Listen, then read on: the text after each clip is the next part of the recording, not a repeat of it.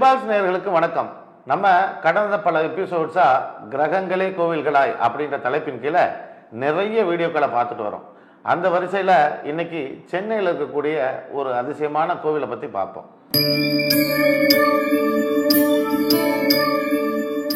கரிய மாணிக்க பெருமாள் அப்படின்னு ஒரு கோவில் இருக்கு.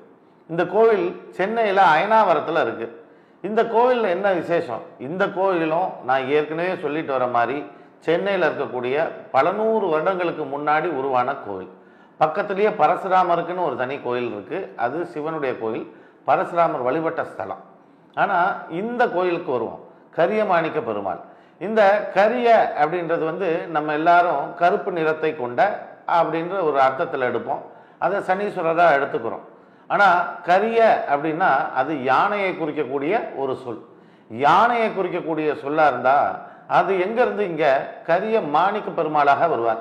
அப்போ யானை இந்த இடத்துல பெருமாள் கிட்ட எதுக்காக வந்தார் அப்படின்றது ஒன்று. ஆனால் இந்த சொல்ல அது யானையாக இருந்தாலும் சரி, அது கரிய நிறம் கொண்டதாக இருந்தாலும் சரி, அது சனியோடைய காரகத்துவத்துக்குள்ளேயே கொண்டு வந்துடலாம். ஏன்னா யானையா இதை இந்த இடத்துல எடுத்துகிட்டு வர வேண்டாம், சனியாகவே எடுத்துகிட்டு வந்தால் போகிறோம். அப்போது மாணிக்கத்துக்கு அதிபதி சூரியன், பெருமாள் புதனுக்கு அதிபதி நம்ம எல்லாருக்கும் தெரியும். யாருடைய ஜாதகத்திலலாம் சனி வீட்டில் சூரியன் புதன் இருக்குதோ, அல்லது சூரியன் வீட்டில் புதன் சனி இருக்குதோ, அல்லது புதன் வீட்டில் இவங்க 3 பேரில் 2 பேரோ 3 பேரோ சேர்ந்து இருந்தாலும் சரி, இது ஒருத்தருக்கு ஒருத்தர் பார்த்தாலும் சரி, சூரியன் புதனை சனி பார்த்துருந்தாலும் சரி, இவங்க எல்லாருக்கும் உரிய கோவில் எது அப்படின்னா கரிய மாணிக்க பெருமாள் கோயில் தான். குறிப்பாக ரிஷப லக்னக்காரங்க யாராவது இருந்தீங்கன்னா, இந்த ரிஷப லக்னக்காரங்களுக்கு கரிய மாணிக்க பெருமாள் ரொம்ப விசேஷமான ஒரு சாமியாக இருக்கும். மாணிக்கத்துக்கு அதிபதி ரிஷப லக்னத்துக்கு 4ஆம் அதிபதியாக சுகஸ்தானாதிபதியாக வருவார். புதன் பெருமாளாக இருக்கிறதுனால அவர் 2ஆம் 5ஆம் வீட்டுக்கு அதிபதியாக வர்றதுனால உங்களுக்கு பணத்தை தரக்கூடியவராகவும், உங்களுடைய புத்தியை வலுப்படுத்தக்கூடியவராகவும், உங்களுடைய பூர்வ புண்ணிய ஸ்தானத்தை வலு செய்யக்கூடிய இடமாகவும் அந்த பெருமாள் வருவார். சனி உங்களுடைய லக்னத்துக்கு, அதாவது ரிஷப லக்னத்துக்கு 9, 10க்குரியவர், தர்ம கர்மாதிபதி. அப்படி வச்சு பார்த்தாலும் இந்த 3 கிரகங்களும் ரொம்ப வலு நிறைந்த கிரகங்களா ரிஷப லக்னக்காரங்களுக்கு இருக்கும். மற்ற லக்னக்காரங்களுக்கு இது தேவையில்லையா அப்படியெல்லாம் கிடையாது. இந்த கிரக சேர்க்கை இருந்தது அப்படின்னா உங்களுக்கு கரிய மாணிக்க பெருமாள் தான் மிகச்சிறப்பான கோயில். உங்கள் ஜாதகத்தில் சூரியன் புதன் சேர்ந்திருந்து கோச்சார சனி இன்றைய தேதியில் இருக்கக்கூடிய கும்பத்திலிருந்து சனி உங்களுடைய சூரியன் புதனை பார்த்தா கூட இதுதான் அதற்குண்டான மிக சரியான பிரச்சனையை நிவர்த்தி செய்யக்கூடிய ஸ்தலம். இப்போ என்ன மாதிரியான பிரச்சனைகள் எல்லாம் நீங்கள் இருந்தீங்கன்னாலும் அந்த பிரச்சனையை நிவர்த்தி செய்யக்கூடிய ஸ்தலம் இந்த ஒன்று தான். இது ஏன் சொல்கிறேன் அப்படின்னா, நானுமே ரிஷப லக்னம் தான். என்னுடைய ஜாதகத்தில் சூரியனும் சனியும் சேர்ந்து புதன வீட்டில் தான் அமர்ந்திருக்கும். இப்போது கரிய மாணிக்க பெருமாள் கோயிலுக்கு தொடர்ச்சியாக போகன்னு சொல்லி என்னுடைய குருநாதர் சொல்லி நான் தொடர்ச்சியாக போக தொடங்கினேன். அந்த கோயில் போக தொடங்கும் பொழுது நம்முடைய புத்தி ஸ்தானாதிபதியும் புதனாக வர்றாரு இல்லையா. இப்போது என் குருநாதர் எதுக்காக அந்த கோயிலுக்கு என்ன அனுப்புனார் அப்படின்னு ரொம்ப காலமாக யோசிச்சுட்டு இருந்தேன். சரி, நம்ம ஜாதகத்தில் சூரியனும் சனியும் புதன் வீட்டில் இருக்குது, அதனால் அவர் சொல்லியிருக்கிறார் அப்படின்னு நான் நினச்சேன். ஆனால் பிற்காலத்தில் ஒரு நாள் என்கிட்ட அவர் சொன்னார், உனக்கு புத்தி ஸ்தானம் வித்தை ஸ்தானம் இது 2த்துக்குரியவன் சூரியனும் புதனும். இப்போது இவங்க 2 பேரும் சனியோட சேர்ந்து உனக்கு உட்காந்துருக்காங்க. அப்போ இந்த 2 கிரகங்கள், அதாவது சூரியனும் சனியும் புத்திஸ்தானாதிபதியான புதனோட வீட்டிலே போய் உட்காந்துருக்கிறதுனால நீ இங்கே போகும்போது உனக்கு ஜோதிடமும் பலப்படும், உன்னுடைய வித்தையும் பலப்படும் அப்படின்றத அவர் எனக்கு சொன்னார்.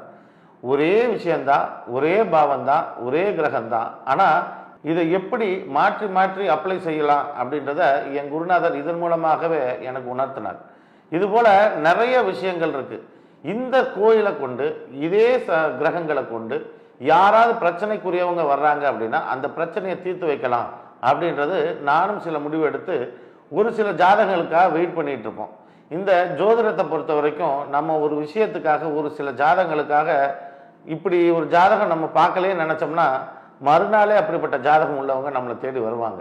இது நிறைய பேர் அனுபவத்தில் பார்த்துருப்பீங்க. இப்போது இந்த சூரியன் புதன் சனிக்குண்டான கரிய பெருமாள் கோயிலை நம்ம எப்படி பொருத்தி பார்க்கறது அப்படின்றது நான் பார்க்கும் பொழுது சரியாக ஒருத்தங்க இந்த கோயிலுக்கு வந்தாங்க. அவங்க புதன் சனிக்கு உண்டான ஒரு பிரச்சனைக்காக வந்தாங்க, உடல் சார்ந்த பிரச்சனைக்கு வந்தாங்க. அப்போது சூரியன் கோச்சார சூரியன் அங்கே நின்றுது. இந்த ஒரு மாதத்துக்கு மட்டும் கோச்சார சூரியன் அங்கே நிற்கும். இப்போ இந்த போய் இவங்க அங்கே செய்யும் பொழுது, இதே கோயிலில் பரிகாரங்களை அவங்க தொடர்ந்து செஞ்சு வரும் பொழுது, இந்த மாதத்துக்குள்ளே அதுக்கு உண்டான ரிசல்ட்டை அவங்க பார்த்துட முடியுன்றதை நான் யூகிச்சிட்டேன். அப்போது அவங்களுக்கு நீங்கள் இந்த கோயிலுக்கு போங்க, இதை செய்யுங்க என்னன்னா அவங்க சொல்கிறாங்க, இல்லை இது தற்சமயத்துக்கு இது சரியாகாது, ஒரு 6 மாதம் குறையாமல் மாத்திரை சாப்பிடணும்னு சொல்லியிருக்காங்க டாக்டர். அது அவங்க சொல்கிறபடி நீங்கள் சாப்பிட்டுட்டே வாங்க 6 மாதத்துக்கு, ஆனால் இந்த கோயிலுக்கு போயிட்டு வாங்கன்னு சொல்லியிருந்தேன். உண்மையாகவே அதிசயமாக இந்த கோயிலுக்கு அவங்க போயிட்டு வந்து சரியாக 10 நாளுக்குள்ள அவங்களுக்கு அந்த உடல் சார்ந்த பிரச்சனை வெளிக்காட்டவே இல்லை. அதுக்கப்புறம் டாக்டர் சொன்ன பிரகாரம் அந்த மருந்தை பின்னாடி சாப்பிட்டுக்கங்க, 6 மாதத்துக்கு சாப்பிட்டுக்கங்கன்றதை அப்புறம் நான் சொல்லிட்டேன். இருந்தால் கூட அவங்களுக்கு இந்த 10 நாள் அந்த ரிசல்ட் கிடைச்சது அவங்களுக்கு ரொம்ப பெரிய மகிழ்ச்சி.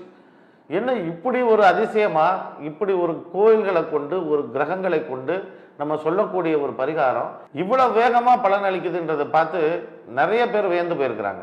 இது சாதாரண விஷயம் இல்லை. இந்த ஜோதிடம்ன்றது ஒரு பிரம்ம ரகசியம், ஒரு தேவ ரகசியம், இது போலாம் நிறைய கேள்விப்பட்டிருக்கோம். ஆனால் அப்படியெல்லாம் ஒன்றும் இல்லை. எல்லாத்தையும் நம்முடைய முன்னோர்கள் நமக்காக வகுத்து கொடுத்துட்டு போயிட்டாங்க. இதை நம்ம எளிமையாக முறையாக பயன்படுத்தினோம்னா போகிறோம். இதை வச்சு நிறைய விஷயங்களை நம்ம சாதிக்கலான்றதை உங்களுக்கு தெரிவிச்சுட்டு, இதுபோல் நிறைய விஷயங்கள், நிறைய கோயில்கள் இருக்குது. மீண்டும் அடுத்தடுத்த நிகழ்ச்சியில் ஒன்று ஒன்றா சொல்கிறேன். அது வரைக்கும் நன்றி, வணக்கம்.